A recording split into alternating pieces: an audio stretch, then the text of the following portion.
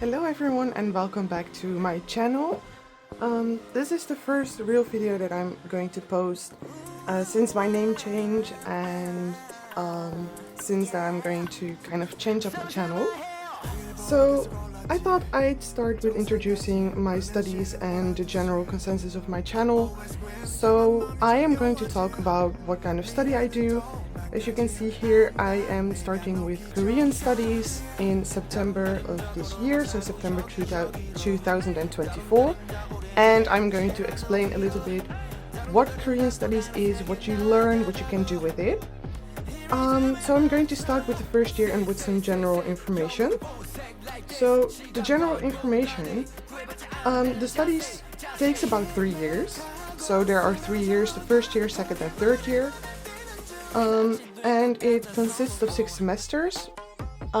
This is more targeted towards Dutch audience to inform them about it, because Korean studies, the bachelor is a Dutch language study, so that means that internationals cannot join or attend unless you can prove that you can speak Dutch on a fluent level, so you will not struggle with all the subjects that will be provided, but more of that in like a second. So 6 semesters, it's different from high school that you're used to, that you have like exam periods. There are just 2 semesters, the first semester and the second semester each year, so 6 semesters in total. In each semester, or like each semester has 1 midterms, which is about halfway through the first semester and the second semester, and then afterwards you've got the finals, which is pretty much straightforward. You will have about 4 subjects each semester. It will not get that much more than that, 4 subjects. So that's really nice. It's kind of doable, even though the subjects that you will get are quite heavy and you will have to do a lot for them. You can get about 16 credits, and they're called EC in Dutch. I think it stands for like education credits or anything, but credits. You need 60 credits each year in order to complete the full year. So each semester you will get 30 credits, or you can get 30 credits. And a little bit more about that as well when I start to explain the subjects for the first year. Well, after Korean studies, there are a lot of opportunities. You can do a master's degree in Korean studies, which is English based. So if you're English, you can do the master's. But you need to be able to prove that you have sufficient knowledge of Korean language, culture, literature, and everything that will be taught in the Korean Studies Bachelor. And after Korean Studies, when you finish it, there are many job opportunities. You could go the business route, you could go a more research route, you can do whatever actually with this. There are a lot of opportunities that you can do. Those opportunities also kind of depend on what kind of choice subjects you will choose. But more about that later. I'm going to explain each subject that you will get in the first year. I will start with the first semester and then I will continue on with the second one.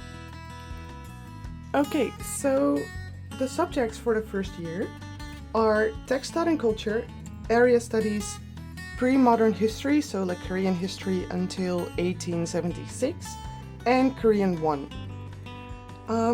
Text thought and culture is a subject that is about poetry, literature. It's about all the origin stories within the Korean culture, and it's also how Korean culture came to be, what Korean culture is, so what kind of aspects, what kind of rituals, religions, everything about that aspect.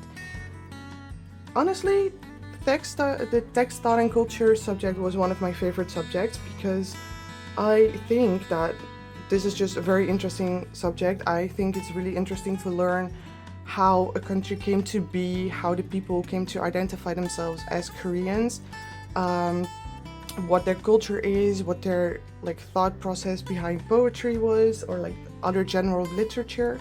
So this was really interesting to me, especially when it came to origin stories, because Korea has quite a lot of origin stories, because each king needed its own origin story so that he could, secure his kingdom and prove like, okay, I was chosen by the gods to be king, so I am king, and it made them more secure for their own kingdoms. So that's really, really interesting how that worked back in the day, and also how other countries like China and Japan viewed them throughout history, especially a lot about what the Chinese thought of the Koreans. So that is really interesting to me, hence why it's one of my favorite subjects, because it's just really, really interesting. Area studies was a little bit of a vague subject. I currently am in my first year, by the way. Well, I did like the first semester of the first year, but I couldn't quite get through the finals. So I had to quit, and I will explain in a second why. So that is why I know that area studies is quite a vague and not really difficult, but semi-difficult subject. Area studies is a subject that goes in depth about how an area is made, so how a country became a country, how borders were established, and how the story of people make an area to be what it is today. So for example, when a temple is placed there, you cannot just claim it that it's like someone else's area, because the temple belongs to a certain group of people, to a certain religion, so you cannot really wipe that clean and then start over again with an area. And it's quite interesting, but it's also very difficult, because I feel like that's a very vague subject. And it was all about how, for example, in the Middle East, there are certain areas that are connected to religion, that are connected to a part of history, but also history told through tales that may or may not be true, because, you know, a lot of legends came across those tales. For example, the Bible, you don't know if it's a factual truth. A lot of people take it to be a factual truth. I myself am a Christian, so I believe in the Bible, but this subject makes you like think a little bit more about that. Like, okay, how do these stories contribute to this area feeling like a certain way, or making it feel like it belongs to a certain group of people, which is really, really interesting to see the whole thought process behind that, what the stories could mean, how do people interpret it, and that's really interesting. But it's also a very vague subject, because it's about areas, how areas came to be, and all that. So for me, this was a vague subject. It was kind of easy to pass, because for textile and culture, we had to write an essay and we had to do a final exam, which is easy because I am quite good at writing essays, since I have done that a lot in my previous bachelor's degree. So for me, writing essays is like piece of cake. And the finals, I just had to study for that quite well, which also resulted in a nice grade for me. Area studies was just very, very vague. It was also a multiple choice exam, and it was online. So it was just really guessing and hoping for the best, actually.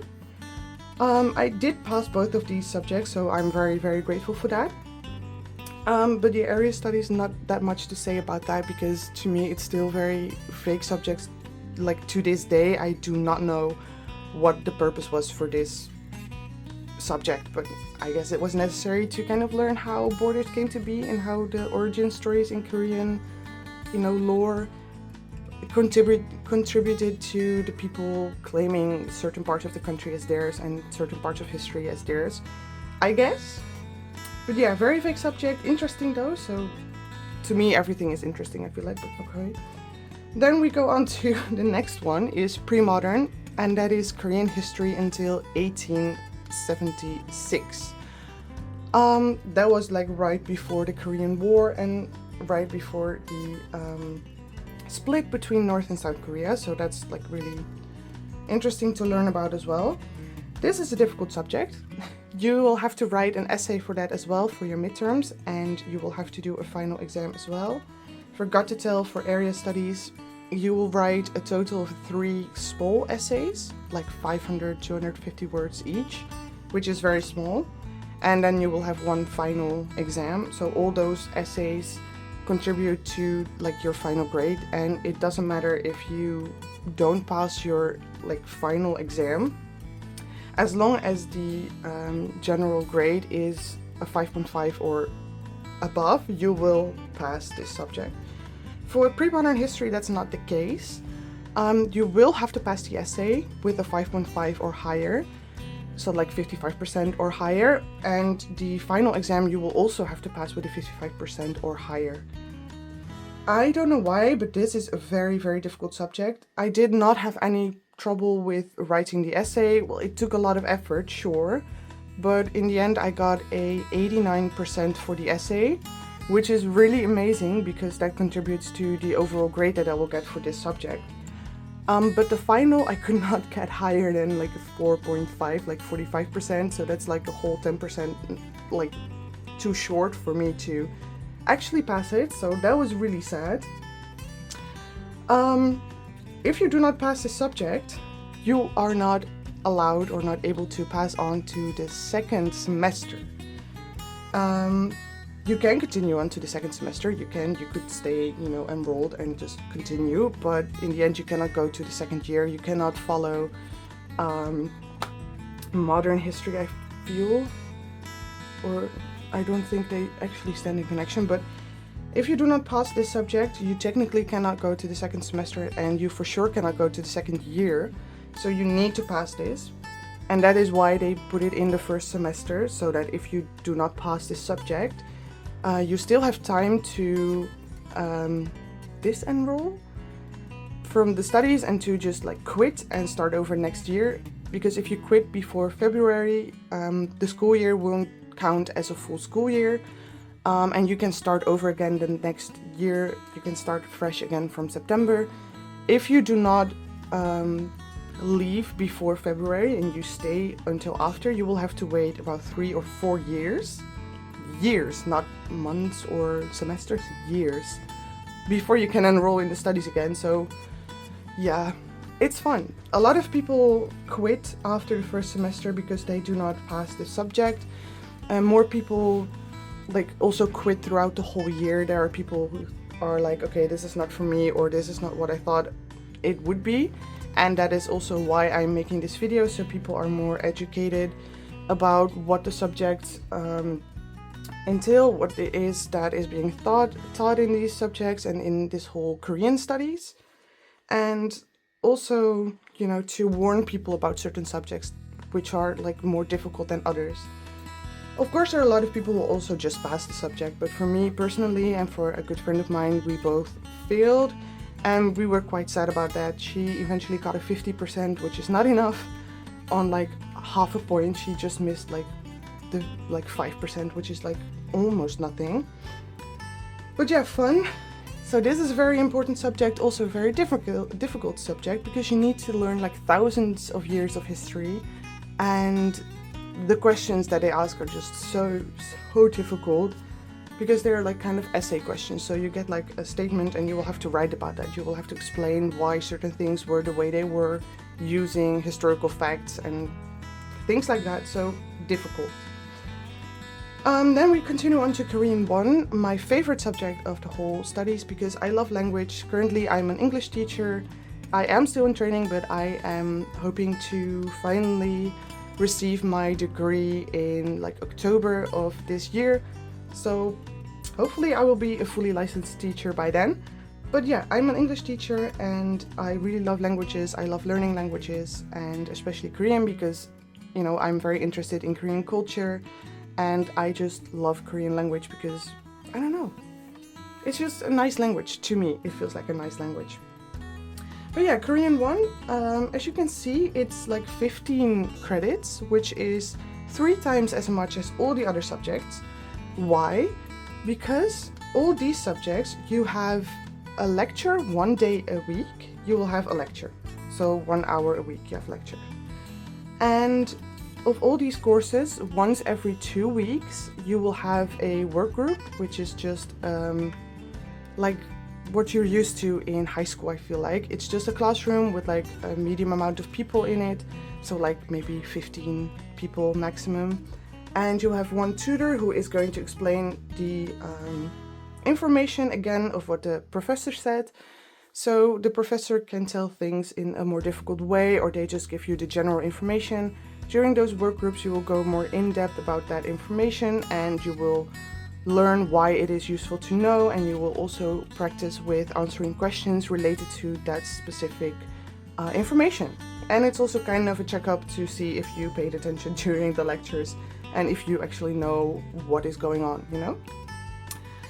Korean 1, however, during Korean you will get one lecture each week, and the other 4 days out of the week, the other 4 days, yes, you will have also work groups for 2 hours. And you will go more in depth about the language, more in depth about like grammar, speaking, so pronunciation, reading, everything. And because this is like 3 times more intensive, because every week you have 5 days of Korean, like every day you will do something with the Korean language. So it's way more intensive than all these subjects. So that is why it is 15 credits, because you will have to put so much effort in it.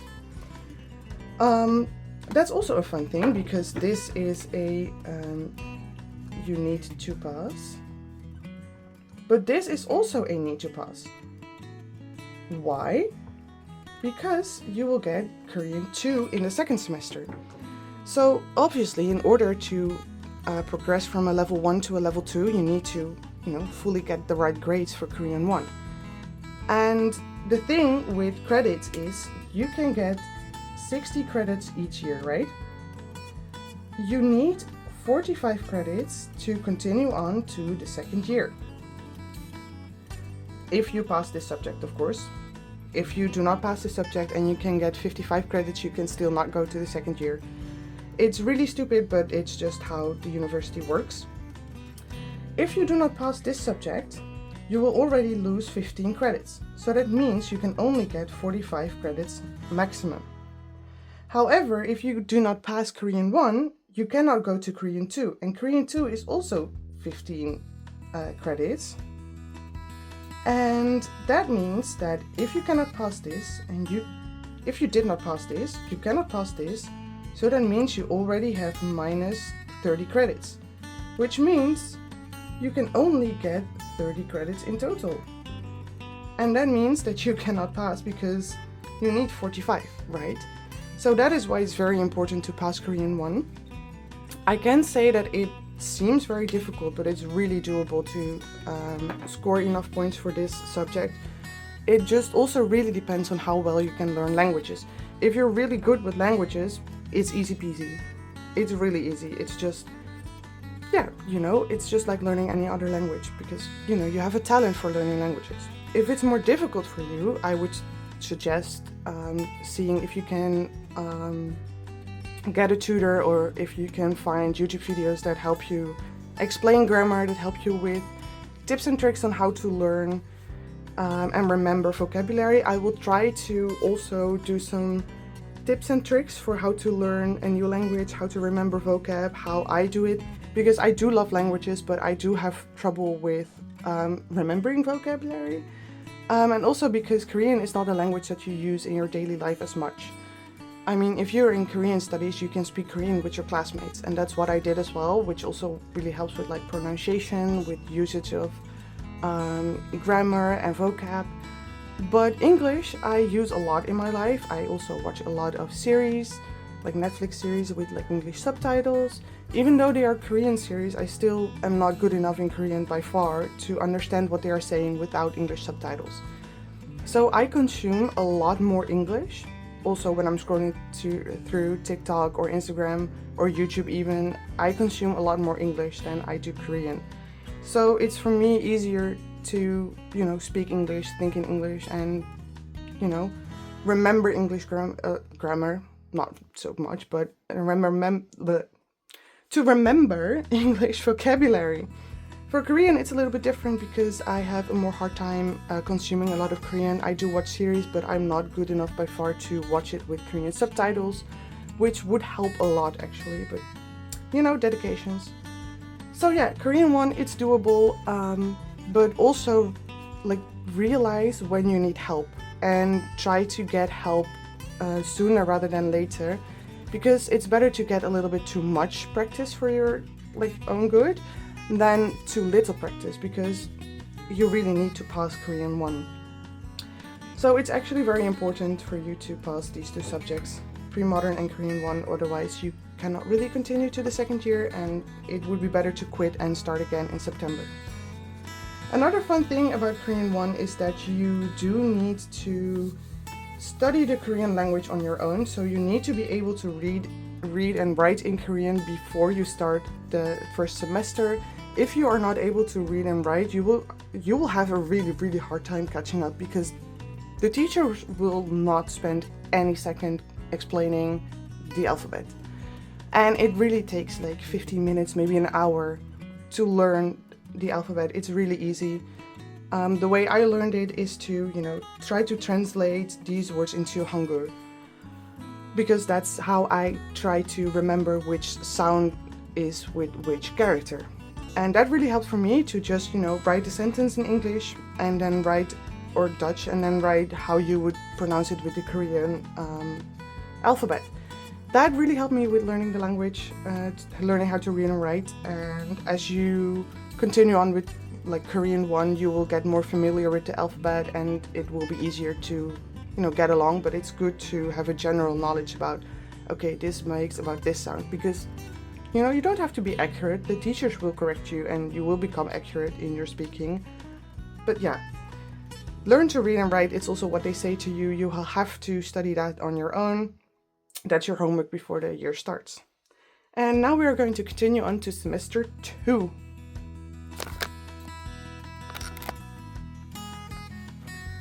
Okay, so continuing on to the second semester.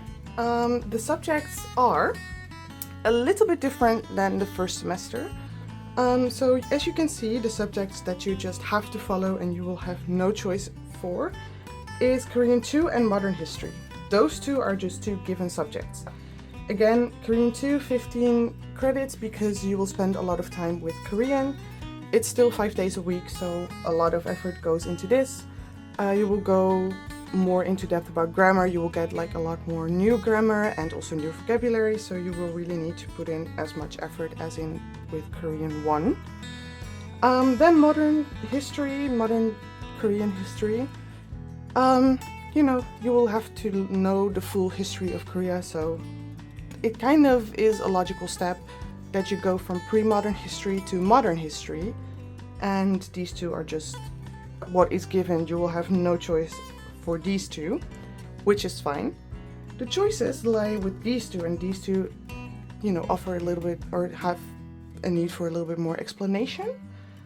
You can choose between old or like classical Chinese and methods and issues. The Chinese subject in Dutch, it's called Klassiek Chinees, which is roughly translating to classical Chinese, aka old Chinese. These choices do impact what you can choose in your second year, because if you choose the Chinese subject, you can choose a specific choice course in the second year, which is called Hanja? No, it's called, what is it called? Hanmun. I feel like Hanja or Hanmun, one of the two. I believe it was Hanmun. Hanmun is like also old Korean or old Chinese, so like the writing system they used back in the day, and it was really, Chinese and Korean, the writing systems looked alike because, the Koreans used the Chinese writing system to write down everything that they needed to.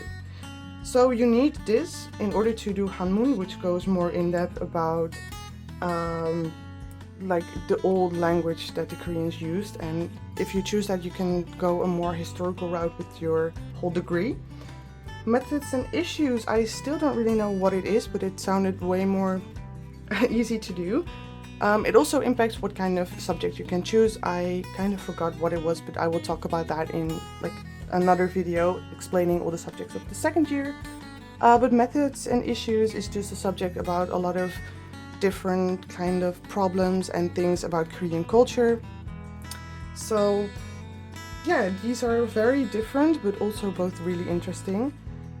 Then second choice that you can make, you have to choose one of these history subjects. So modern Chinese history or modern Japanese history. And you can just choose one of them.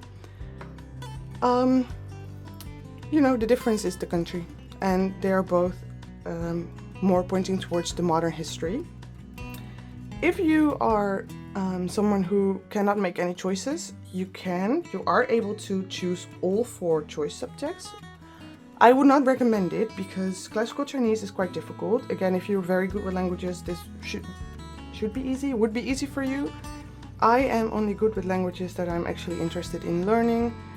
I am kind of interested in learning classical Chinese, but it will probably interfere with Korean too, because you will have to learn a lot of characters which will look like and sound a lot like the Korean words, so you will have 2 languages like that you have to learn through each other, which can be very confusing.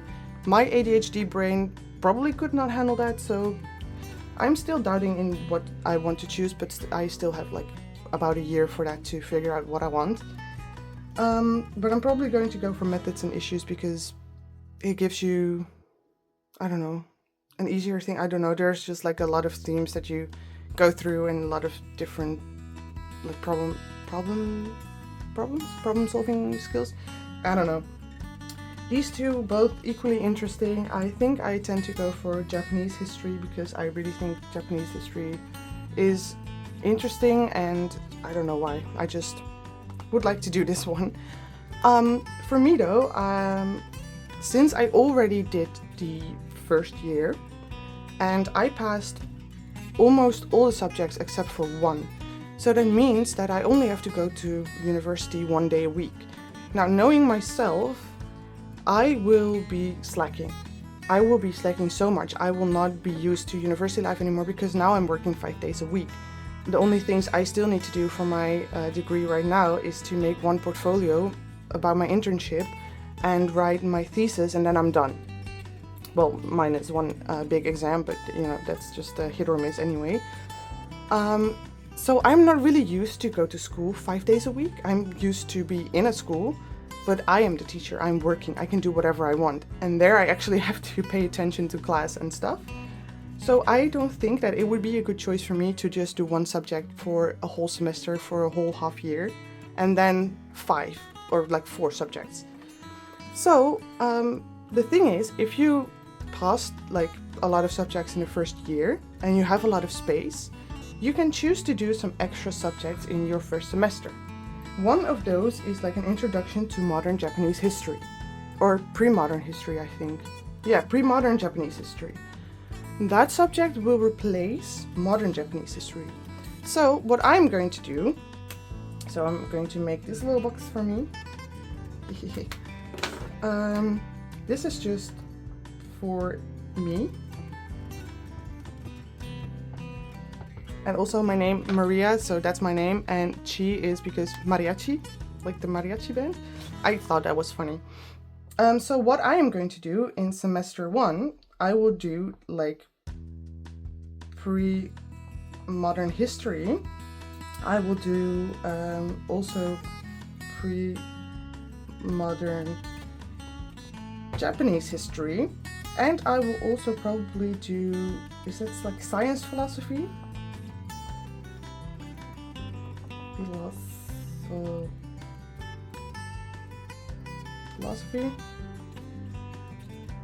Philosophy.